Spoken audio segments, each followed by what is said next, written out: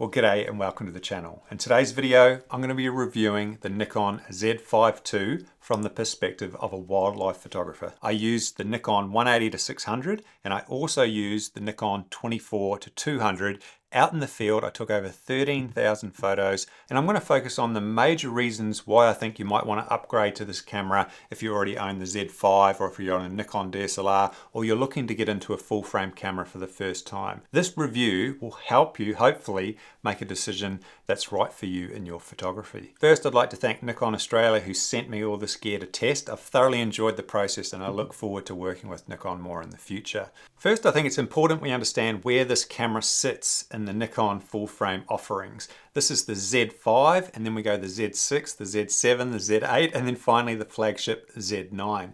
So whilst this might be branded as an enthusiast level full frame camera, it actually inherits a lot of features from the pro bodies. Nikon have taken everything they've learned since they entered mirrorless and they've sort of amalgamated them all together to give us the Z5II. Alright, so what I'm going to do is give you 5 major reasons you might want to upgrade and then I'll go into detail about each one after that and share lots of photos. So the first major reason you may upgrade to this camera is the sensor inside. It's inherited the Z6 Mark II 24.5 megapixel sensor. That means it's got excellent dynamic range, great low light performance, and the image quality is excellent. And in the images I captured, I was very happy with the quality, such as the sunset image of a lone cockatoo, or this up close and personal shot with a black swan. I took so many photos that I honestly couldn't be happier with the quality I got out of this camera.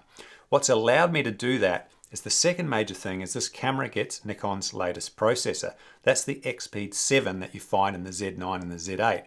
That allows this camera to have Nikon's latest autofocus. It can detect up to 9 subjects. And most importantly, for me, it detects birds. And you can see in this footage, it's identified the galah, it's gone to the eye. As the galah moves, the autofocus tracks it, enabling us to get these detailed shots of this galah.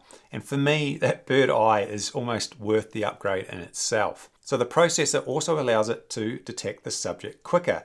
Nikon state that this camera can acquire the subject in 0.075 seconds, which is about 68% faster than the original Z5, which was at about 0.206 seconds. And that's a big difference when it comes to wildlife. I like the camera to be snappy and it's great that this one's got that improvement. So the third major thing is the autofocus in this body is much better than the Z5.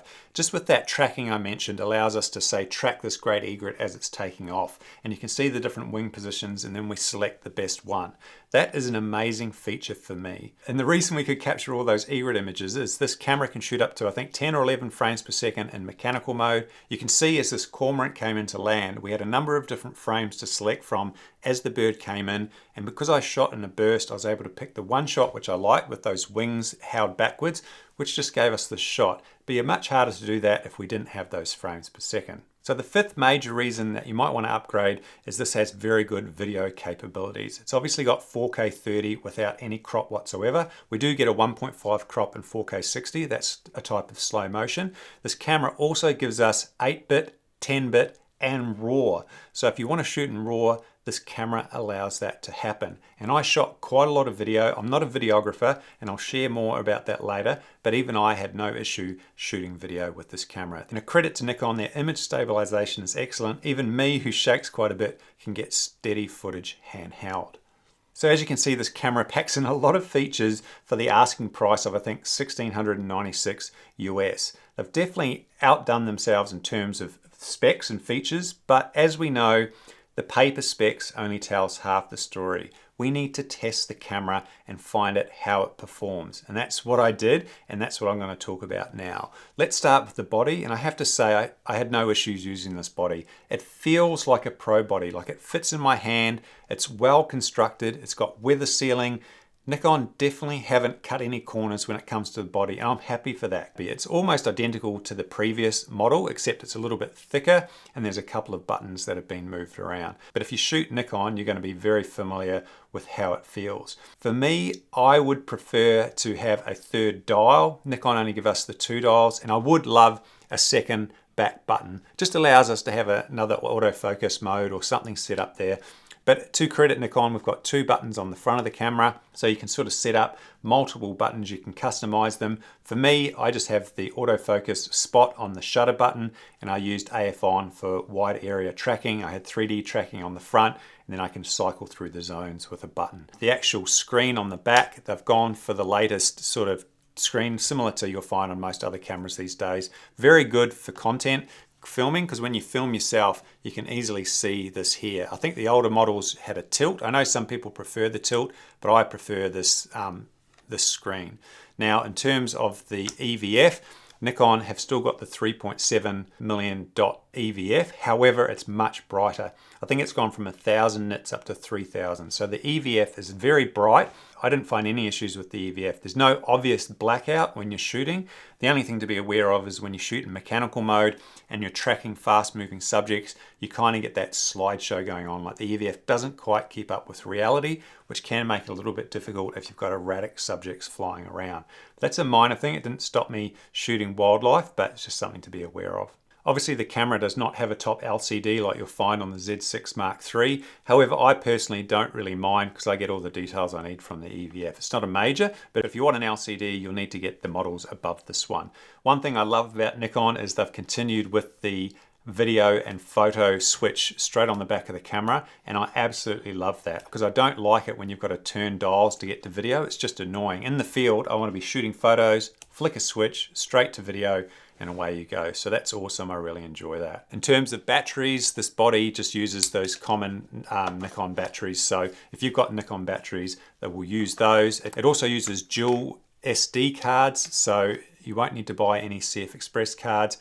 Would I prefer a CF Express card? Of course, they're much faster. Because this camera doesn't have super high FPS, you're never really going to hit a buffer, and that's a bonus that you can just shoot all day. I never hit the buffer once on this camera, so even with SD cards, it's completely fine. So overall, I can't really fault the body. It worked very, very well. Now the sensor, which I've already touched on, is that 24.5 megapixel sensor. Again, the image quality was fantastic, and I couldn't really fault the sensor or the images that I was getting out of this camera. In terms of low light, very, very good. Now I did take a shot of a fairy wren at 12,800 ISO, and with a bit of noise reduction, it cleaned up extremely well. And I wouldn't have any issue shooting up to 12,800 or even 25,600 at a stretch. Now I did do some tests in my yard at different ISOs just so we could see how they change at the different ISO levels. Now I just need to be clear that I wasn't shooting in super low light, so you'll probably get more noise if you're in a rainforest. And I will make some of these raw files available for you to download, and you can inspect them yourself. And you can see even at 12,800, there's not that much noise. And if we go to 25,600, of course there's more noise. But if we apply noise reduction, look, it's remarkable what we can shoot at these days and get away with it. So if you buy this camera and you shoot in low light, I don't think you're going to have too many issues. Now, in terms of the dynamic range, I took a shot of a sunrise. We've got the bright sun, we've got some darker areas, and I actually really like this image. It's just, I like the way that it flows. I like the way that the light, the color, and I'll make this available for you to download and have a play. Because if we have a look at the raw file, you can see that it's actually quite dark. And once I've edited it, this is just one exposure. You can see how we've got that dynamic range, and we've got the ability to pull up the shadows and create an image that I'm very, very happy with. And if we have a look at what's possible, I captured this fairy wren up close, and we can see in good light, the detail is just absolutely phenomenal. Now it is important that I mention the downside to the sensor, and that is it's actually got a fairly slow readout, and that can lead to rolling shutter. What's rolling shutter? Rolling shutter is when we see some warping in the images. Often you'll see it in the background will start to go on a lean, or if we've got fast action like wings, they start to get distorted. And you can see in these two fairy wren images, we go from one to the next, we can see that the second image is warped from the first one, and that's due to the rolling shutter of the sensor. Is that a deal breaker? Well, no, it's not, because we can shoot in mechanical mode, which largely eliminates rolling shutter altogether. Now you might be saying, oh, I don't like shooting in mechanical because the shutter's noisy. This camera has possibly the quietest shutter I've ever heard. So this is the shutter at full volume. And I actually shot in mechanical mode the majority of the time, and I think I would only go into the silent or electronic shutter if I had a really flighty bird or I was in an area where I didn't want to annoy people. Otherwise, I just shoot with the mechanical shutter. Now there is a really easy way to demonstrate rolling shutter, and that's by photographing something that's moving really fast, and that is my drone. So I put my drone up, and using the Z5II, I've taken a photo with the mechanical shutter, and you can see that we've got the two blades and there's a little bit of movement because it's just moving so fast, as you would expect. However, if I put it into electronic mode, we can see we have a serious issue that we get all these blades showing up, and that's just because the sensor's too slow. It can't capture all that image at once, and we end up with all this warping going on. Now, I did take a similar image with the Z6 Mark III, which has a partially stacked sensor, and you can see that it's much better. It's not as quick as a mechanical, but it does perform well. So it's just something you need to be aware of, that these sensors do have some rolling shutter. I've already mentioned it, but because I shot in mechanical mode, I was limited to that 10 or 11 frames per second. Is that enough for wildlife? Yes, you're going to be able to capture lots of different images. Would I prefer 20 or more? Yes, because it gives us more wing positions, but again, it's not a deal breaker. And the autofocus has picked it up and it's captured a number of images as it's coming into land. And we can see we've got a few different wing positions to choose from. And I've chosen the one with the wings back because I think that was just the best overall image. And it's due to those high FPS in that burst mode that allow that to happen. So I highly encourage, if you do get this camera, just put it in the highest FPS and just delete the images you don't need. And of course, those images wouldn't be possible without the amazing autofocus in this camera. Obviously, with bird detection, it's just much easier to detect the subject and track it. And for bird in flight, it works very well. It picked up the subjects and tracked them through the sky. And you can see in this viewfinder footage, I've got a fairy wren jumping around, and the autofocus has managed to track the subject. Now, it does take a split second to identify the subject. It's not perfect all the time, but overall it did work pretty well. But it's important that I share the struggles that I did have. This camera is not immune to the issues that just about all mirrorless cameras have, and that's getting distracted by grass, branches, and things that aren't birds. And it's a bugbear of mine, and it can be very frustrating, but just be aware that even though it has bird eye detection, sometimes it can get confused. How did I overcome that? Well, Nikon obviously has a number of different autofocus zones and abilities. For me, I like to use spot autofocus as my default, so I can place that on the subject, focus on it, and then I engage the wide area or the 3D tracking to then follow the subject. And it's a matter of just going between the two and even having access to a smaller zone. So you're telling the camera only focus in this area, and then it can pick up the subject. Sometimes it still had issues, but overall, I think with those different autofocus abilities and zones, it's just a matter of getting used to them and finding out which one works for you.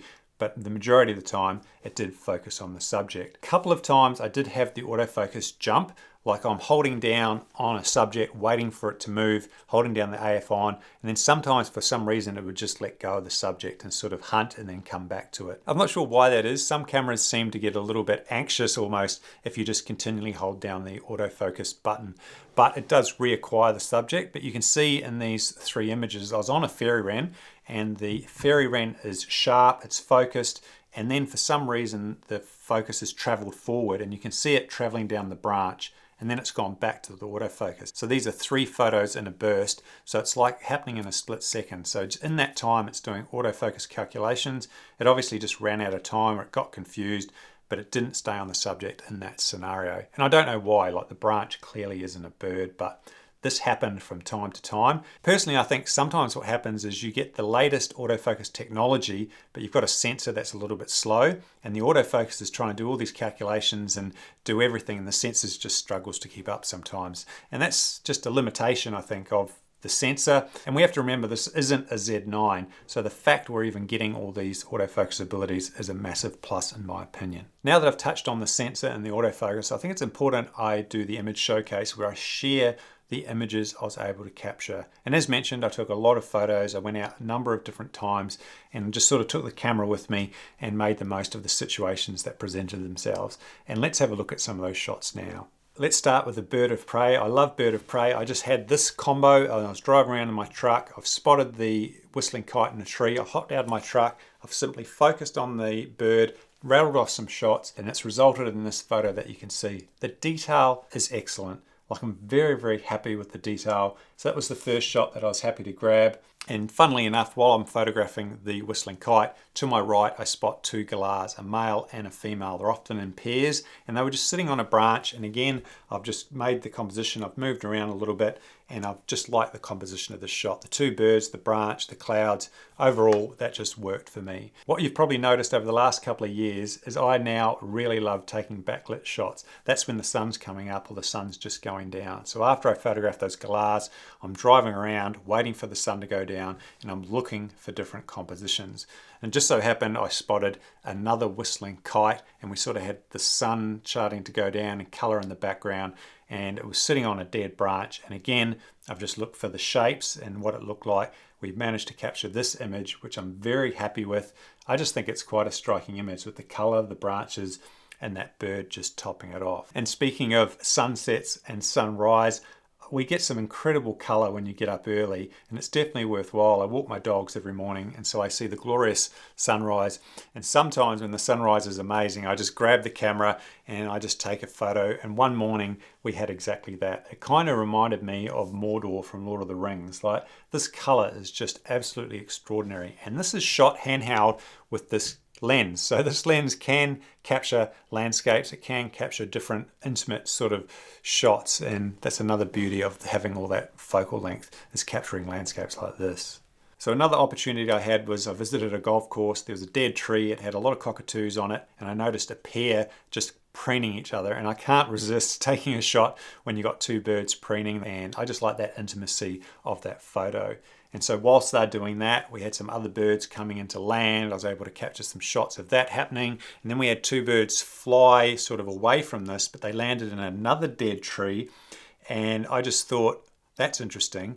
And I managed to create probably one of my favorite images with this camera and lens. I like this because of the uniqueness of it. We've got the reflection, we've got the little birds. I ended up making this black and white. I just felt it suited this image. And there was just something about the composition that I liked. And that's what I'm doing when I'm in the field. You know, I've got the camera, I'm looking at shapes. I'm always talking about shapes. I'm looking for different things, sort of taking these shots, zooming in, zooming out, you know, taking a number of different photos and then choosing the one that I liked the best, and this one was that. And again, I waited for the sun to go down, and whilst there we had some cormorants resting on a log. We've got the sun coming through, we've got one cormorant with its wings open. We've just created a nice interesting scene, and the dynamic range and the ability of the sensor captured this image for us. So as you can see, just from those few images, I took way more, and I might share some at the end of the video, but just amazing really when you go out with the camera and lens, and when you've got a lens that is so nice to use and a body that's as capable, you just take lots of photos and you end up capturing all these amazing memories, which is ultimately what it's all about, isn't it? Is just getting out there and having a lot of fun. Now, Nikon are definitely pushing the video capabilities of this camera, and again, I'm not a videographer, but I did try and shoot some video. I shot quite a bit handheld. You can see these swans just swimming around. It shoots in 4K, as I mentioned, which just means you're going to get really nice quality. It's great for YouTube. So I recently posted a video about cautionary tales. That entire video was filmed on the Z5II and the 24-200. So if you check that out, you'll see what sort of videos you'll be able to capture if you're wanting to do YouTube or any sort of content creation. Obviously, this camera can also shoot in log and in raw, which just means you've got a little bit more flexibility when it comes to dynamic range and color and all that sort of thing. And I did happen to video a sort of cloud inversion. I'm up on a hill and we had cloud below us, the sun's come up and we've got the clouds rolling through. And I think this is just a beautiful scene to capture. And you can see the image stabilization whilst I was videoing this mob of kangaroos all looking at me. This was just handheld straight out of my truck. So that's the sort of footage you'll be able to get with this combo. So with all these features in mind, the autofocus, the sensor, the FPS, it's got a whole lot of features I haven't even mentioned, like product showcase, skin softening. It's got pre-capture with JPEG only, picture styles. I don't use those, but if it interests you, you can jump online and have a look at all the other specs this camera features. If we talk about value, that is the asking price, I think is $1,696 US. It's around $2,700 in Australia. It's even on sale around $2,400 now. For me, that offers really good value. I think for somebody that's wanting to upgrade, somebody that wants a second body, somebody that wants to move from DSLR, I think for $1,700 US, you're getting a very, very capable camera that can do just about anything. Obviously, I've been talking about this body, but all of these photos wouldn't be possible without the lenses we can attach to them. And I think that's really important when it comes to purchasing a body. What lenses are available for those cameras? and Nikon lead the way in terms of wildlife lenses. They have an array of incredible lenses, starting with this 180 to 600, such a versatile lens for wildlife, goes out to 600 millimeters. If I shot Nikon, I'd have this lens because it's just fun to use. It's not too heavy, it's flexible, it's versatile, fantastic lens. This combo, just get out in the field and start taking photos. Now, if you want to invest a bit more, you've got the amazing primes. You've got the 400, the 500, the 600, and the 800. Any of those lenses are absolutely wonderful. And then obviously you have your bigger f4s and f2.8s. So I think Nikon have definitely got some of the best lenses available. So if you do invest in a Nikon body, you can rest assured that you're going to have an array of lenses to choose from. Now, in terms of the 24 to 200, which they sent me, I did do a video, if you haven't seen it, where I went out into the field with the Z5II and the 24 to 200, and I actually captured some really good images. 200 is a little bit short for wildlife, but it's often great to challenge yourself and try and shoot wider, and you'll be surprised with the results you get. And I got one of my best images of the year. I got this black swan. I was photographing it, it came up to me, and I've stood up and stood over it. And I got so much feedback on this image. People are absolutely loving it. And again, that image wouldn't have been possible without such a short, small lens. So it goes to show what you can achieve. So in my opinion, I think if you bought this lens, 24 to 200, 180 to 600, you've got 24 to 600 millimeters. This combo, these two lenses and this body, be perfect for a safari or traveling or just starting out. So I think those lenses will well and truly enable you to enjoy your photography, enjoy wildlife, or just about anything really. So if you made it this far, thank you very much. I think it's time to conclude this review. As you can tell, I enjoyed myself. I took so many wonderful images, and that's the core for me. That's the key. Can I get out and enjoy myself? And I thoroughly did with this camera and this lens. I think at the price point, that's the key. At this price, it's the perfect backup camera. It's the perfect upgrade from the Z5. It's just a really, really good camera. Of course, for wildlife specifically, I personally would probably go with the Z6 Mark III just for that faster sensor. I'd love to know from you in the comments, which Nikon camera have you gone with and why? Let's get a conversation going down below. So if you have watched this review and you're interested in this camera, get down to those comments because we have so many knowledgeable members and subscribers who will share their experience and say why they got one camera over another. Like, what's your performance been like? Which lenses are you using? Which bodies? Let's get a conversation going and help each other out. I really do appreciate that. Again, thanks to Nikon Australia. If you liked this review, give it a thumbs up. Subscribe to the channel if you want to see more of this sort of content. And just get out there and have fun and happy birding. And I might just leave a few more photos that I was able to capture for you to enjoy. So until the next one, happy birding. Take care.